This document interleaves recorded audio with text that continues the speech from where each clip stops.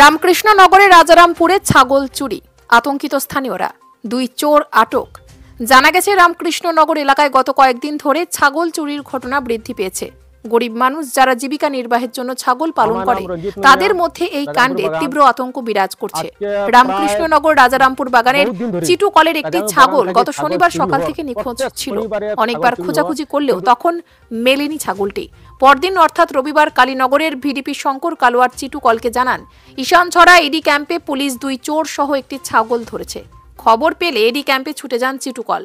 এডি ক্যাম্পে গেলে ধরা পড়া ছাগলটি তারই বলে তিনি শনাক্ত করেন। এরপর তিনি রামকৃষ্ণনগর থানায় ছুটে যান। থানায় ঘটনার বিবরণ জানালে পুলিশ দুই চোরকে আটক করে থানায় নিয়ে আসে। এর থেকে অনেকে আশা প্রকাশ করেছেন যে পুলিশের টানা জিজ্ঞাসাবাদে আরও তথ্য বেরিয়ে আসতে পারে। এছাড়া এই ছাগল গরু চুরি নিয়ে স্থানীয়রা তীব্র ক্ষোভ প্রকাশ করেছেন।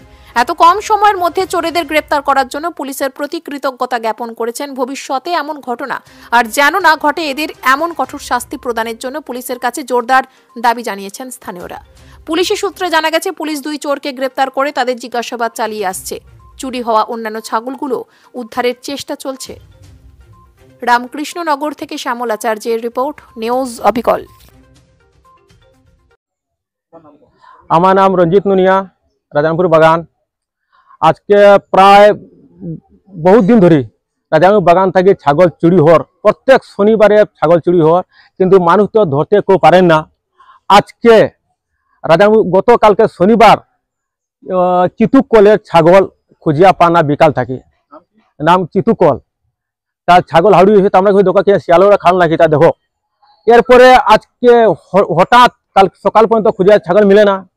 এরপর হঠাৎ খবর আছে, আমরা কালীনগর সেক্রেটারি কানহাই লুদে কানহাই ভিন তাই ফোন করিয়া কইস ঈশানছড়া আউটপোস্ট একটা ছাগল ধরা পুলিশের ধরিয়া রাখছে।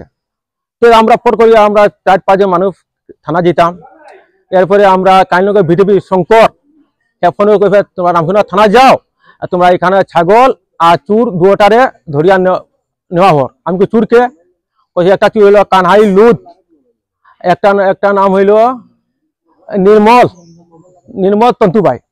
তারা বিগত দিন ধরে ছাগল চুরি করে, কিন্তু মানুষ চুরিয়া পান নাই। বস্তির মানুষ, আমরা এরিয়া যে বস্তির মানুষ আছে, এরা ছাগল চুরি প্রত্যেক শনিবারে চুরি করে বাগানে ঘোরাঘুরি করে আর ডেলি বিকালে একটা ছাগল চুরি শনিবারে আর রবিবারে নিয়ে থানা চলে যায়।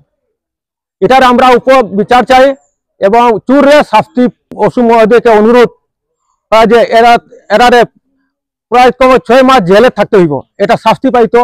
এটা আমরা অনুরোধ রইল। কানহাই লুদ, একটা হইল নির্মল তন্তুবাই, তন্তুপাল, তন্তুপাল, হ্যাঁ তন্তুপাল। এটা হইল কালীনগর 2 নম্বর। কালীনগর 2 নম্বর।